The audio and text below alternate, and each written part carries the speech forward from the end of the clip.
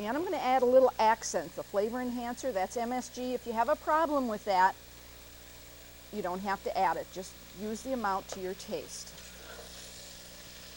Stir it up again. I'm going to add a few splashes of soy sauce. Here I'm using one of the ones with a reduced amount of salt.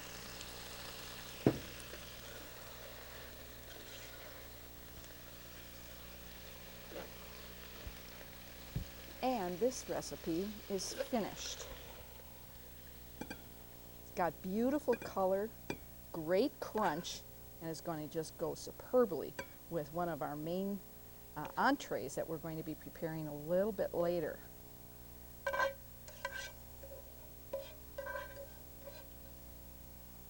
Now the next recipe is sweet potatoes. And what I've done is I've baked up some sweet potatoes, and I've peeled them, and I've sliced them and put one layer in my pan-sprayed casserole. I've taken some fresh orange slices, put those on top, and I've made my sauce that's going to go over these to make them deluxe sweet potatoes. Now this sauce has a half a cup of butter, half a cup of brown sugar, 1 cup of orange juice, and about 1.5 to 2 tablespoons of cornstarch, and you just mix that till it gets nice and bubbly and thickened. I'm going to pour some of that right over here. And then I'm going to add another layer of sweet potatoes. Now I use the fresh sweet potatoes and bake them in the microwave. You can, however, use the canned sweet potatoes. Just use 2 cans of the canned sweet potatoes, drain them off, and they'll be ready to use. This was about 3 to 3.5 pounds of sweet potatoes. This is a very, very pretty dish. It's not only good at for this luau, but it's a great one for around the holidays, because we are going to be adding some beautiful red cherries to it that are going to make it just even prettier. I'm going to add some more of those orange slices.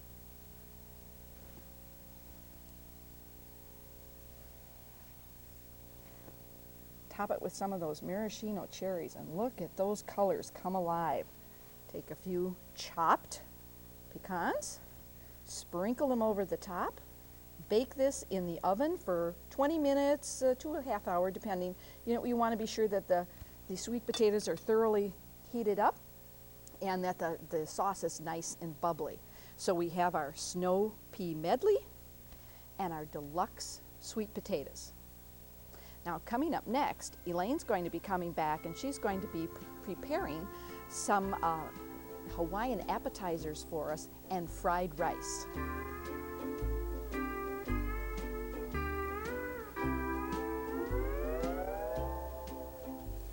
Hawaiian appetizers, Elaine. What kind have you got for us here today? Well, these are Chinese meatballs. They're just ground beef and egg and cornstarch and salt and chopped onion. And then it's the sauce that makes it good. It's cornstarch, soy sauce, vinegar, water, and pineapple juice and sugar.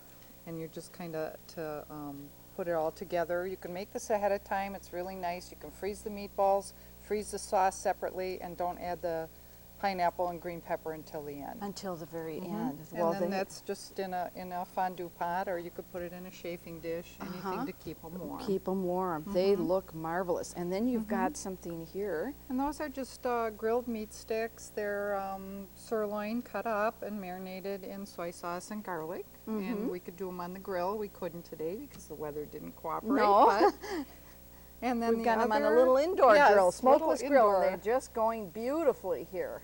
Yeah, they look good. And those you can grill, medium, well done, whatever way you like them. Sure, great. And then the other is rumaki, and that's just the water chestnuts. They were marinated in soy sauce just for 30 minutes, and then you dip them in sugar, wrap bacon around them, and there you go. There, and you can grill them here. Again, grill here. Or even bake them in the oven, I imagine, or broil them too. They look absolutely marvelous. Now, the fried rice, No, another the one of fried our rice. side dishes. Yes. I've already put oil in here and some green pepper. Uh-huh. And I used ham today, but you can make it with chicken or beef or pork, whatever. But it has to be cooked. Has to be cooked, okay. And there's also mushrooms in here. So what I'm going to do is add my rice that's already been made. That's nice. That can all be made ahead of time. I'll take that for you. Thanks. And then we're going to put in just 3 tablespoons of soy sauce. And eggs that I have cooked ahead of time also. And the way you make the egg is you just put it in the skillet with a tablespoon of oil, and then you don't disturb it. Oh, and then, okay. then to get it out, you just invert it on a cookie sheet, and then you can cut it in strips. And so that you can do ahead of time too if you wish. Or you can use the same skillet to do the eggs and the fried rice. Wonderful. So, and then you just heat this through a little bit, and it's not heating very fast here, But that's okay. I think We're getting at home there. they could heat it a little bit longer, but perhaps we can put some Put of it some right now in into the, our little lotus bowl, which is very Yes. appropriate for the fried rice. Beautiful. It's delicious. That bowl holds a little more than I thought it did. Yes, Oh, it's a little of course I deceiving. Messed around here. That's but- quite all right. So here we have Okay. our luau appetizers and the fried rice. And coming up next, I'm going to be preparing our main entree for our luau, which is teriyaki chicken and kalua pork.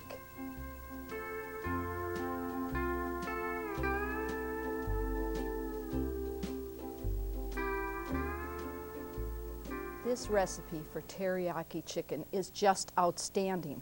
I got it from my friend Susan Furtwängler, who used to live in Minneapolis, actually in Edina she was raised, but now lives in Des Moines, Iowa.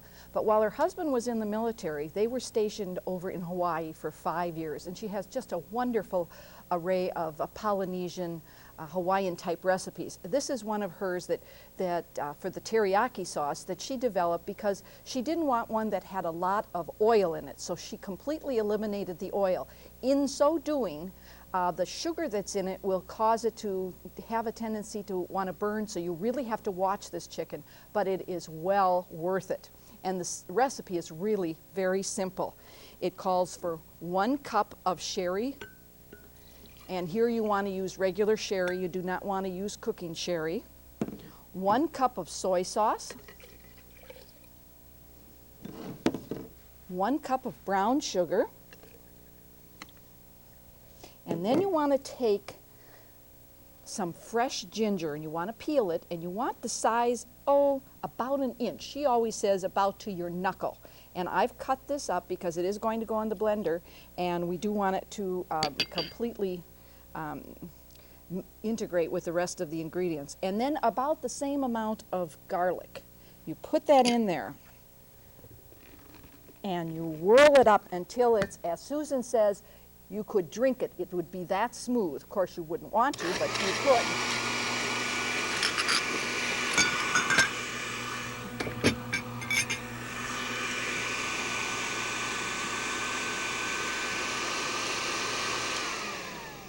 At this point, I would check it to see if there are any pieces of the ginger or the garlic that are still remaining, and if so, do it again. Now you take your chicken. She likes to use chicken breasts and chicken thighs, and she likes to use the boneless ones. I've used the ones that have the bone in. And you put them in a large plastic bag that is one of the sealable ones, like a Ziploc bag, and you pour some of the marinade in. You don't have to use all of it, depending on how much chicken you're going to be making. And then seal it up and put it in the refrigerator and marinate it there for at least an hour. And she says the longer you leave it, the more flavorful it becomes. Now, then you take it out and you grill it, either on a grill inside your home or the grill outside. But here again, be sure you watch to be sure that it doesn't burn, the skin burn on you, and be sure that it is thoroughly cooked, because we want to be careful with the chicken. It is outstanding. Now the next recipe is the Kahlua pork. And this is an option that you have because in a luau in Hawaii, they will take a great big pig and they'll roast it in the ground, and it comes out just so succulent. It's just wonderful. Most of us can't duplicate that here. Maybe you would want to buy one of these roasted pigs from some of the meat markets that will prepare them for you, in which that would be fine. But this is an alternative for you. What you want to do is get a pork butt roast. And then they usually come encased in these little, this happens to be a boneless one, so it's got that little grid around it here that holds it all together because it is boneless.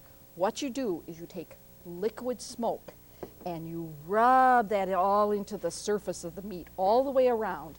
And then you take coarse sea salt and you rub some of that in there now too, all the way so it's thoroughly covered. Not so that it's encrusted, but you want to have a certain amount, excuse me, I'd say not more than maybe about a tablespoon, unless you like things really salty. Then you wrap it in double thicknesses of aluminum foil and really crinkle it up, put it in a pan, and bake it in the oven. And how long you have to cook, it depends on how large of a butt roast you have. This one was cooked here about 3.5 hours. Now in Hawaii, when it's done, the meat should be just falling apart. And they will take a fork and they will just shred it off. You can do that if you like and serve it on some rolls or just as it is. I happen to like it sliced better, and these are the wonderful juices that come in the cooking. But be sure that it's tightly crimped so that you don't lose all those juices out into the pan and that they all cook away. Both of them delicious entrees for our mainland luau. The teriyaki chicken and the Kahlua pork. Now, if you'd like a copy of this evening's recipes, if you'll send us a self-addressed stamped business-size envelope and mail it to the following address, being sure you do include the title of this evening's show, which is Mainland Luau, we'll be happy to get those recipes to you.